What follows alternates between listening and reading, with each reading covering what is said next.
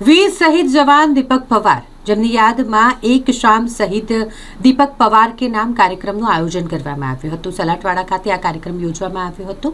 શહીદ દિન નિમિત્તે આ ખાસ આયોજન કરવામાં આવ્યું હતું કે જ્યાં પરિવારના સભ્યો સાથે ઘણા બધા વિસ્તારના લોકો પણ જોડાયા હતા। વીર શહીદ જવાન દીપક પવારની વાત કરીએ તો તેઓ 29 જાન્યુઆરી 2011ના રોજ બારામુલ્લા ખાતે થયેલી એક મુઠભેડમાં શહીદ થયા હતા।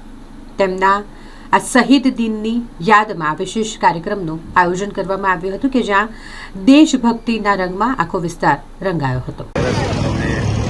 શહીદ થઈ ગયા હતા આજે એમના યાદમાં વિસ્તારના તમામ લોકોએ દેશના ગીતો ગાઈને એમને શ્રદ્ધાંજલિ આપી છે અને એ એવા અમારા વિસ્તારના છોકરા હતા કે આખા દેશ માટે બલિદાન આપી વીર થઈ ગયા। એટલે જિંદગીભર વિસ્તારના લોકોએ કે વડોદરા શહેરના તમામ લોકોએ એ દિલમાં બેસી ગયા છે ને યાદ રહેશે। અને આજે તમામ લોકોએ આજુ ઓર્કેસ્ટ્રામાં તમે જો જે દેશના ગીતો ગાતા હતા એમાં લોકોને આંખોમાં આંસુ હતા, લોકોને યાદ આવતી હતી। એટલે ખૂબ એ સમયની દુઃખદ ઘટના હતી ને આજે એના યાદમાં તમામ વિસ્તારના લોકોએ દેશના ગીતો ગાઈને એમને યાદ કરે છે। એટલે મારા વતીને એમને શ્રદ્ધાંજલિ આપે। मैं राजीव पवार हरी पवार का लड़का और मुझे गर्व है कि वो शहीद हुआ देश के लिए।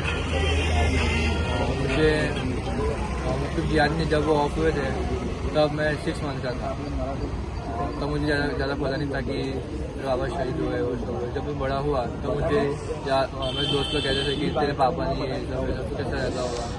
तो मैं जब बड़ा हुआ सोचने लगा फिर पापा नहीं है।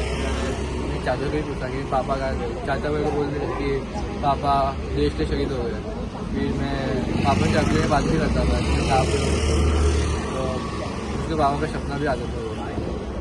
तो ये सब और अभी मुझे गर्व है पापा को कि वो गए हैं तो अच्छे काम के लिए गए और उन्होंने देश का नाम रोशन किया।